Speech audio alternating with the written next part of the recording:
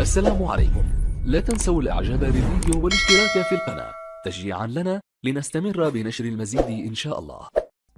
السلام عليكم خوتي العزاز، الناس اللي باقا ما اشتركوش في قناه نايضه كره يمكن لهم يدعمونا بالاشتراك والضغط على زر الجرس باش دائما لا حطينا شي فيديو يوصل عندكم نتوما الاولين. كيما شفنا خوتي مباراه الثانيه المنتخب المغربي، منتخب الف، لان كاين جوج منتخبات في المنتخب النسوي في كاس العالم للكره المدرسيه. كاين جوج منتخبات اناث، جوج منتخبات ذكور. المهم المباراه الاولى ديال هذا المنتخب اخوتي الممثل بثانويه عمر بن الخطاب بالرباط، تعادل المباراة الأولى رغم أنه كان مسيطر وكان أحسن من المنتخب الأوغندي، ولكن تعادلوا 1-1.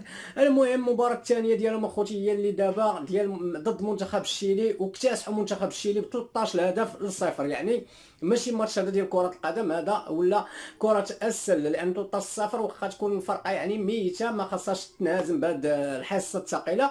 وحنا مزيان فرحانين بالمنتخب ديالنا بطبيعة الحال، فاز 13-0 وتنتمنوا إن شاء الله يدي هاد كأس العالم لكرة القدم المدرسيه. المهم اخوتي المنتخب كان يعني منسجمين بزاف، لانهم تيلعبوا مع بعضياتهم كما نعرفوا الكره المدرسيه، فدائما تيكونوا مع بعضياتهم سواء لاعبين ولا ما لاعبينش تيكونوا منسجمين. المهم اخوتي تنتمنوا لهم حظ موفق وكاع المنتخبات المشاركه، لان عندنا جوج منتخبات ديال الاناث، جوج ديال الذكور مشاركين في هذا كاس العالم لكره القدم المدرسيه، فتنتمنوا لهم التوفيق ان شاء الله. واخا المنتخب هذا ديال ثانويه عمر بن الخطاب بالرباط هو اقوى منتخب كاين حاليا. المهم الخوت تبارك الله عليكم، نلتقاو في فيديو جديد.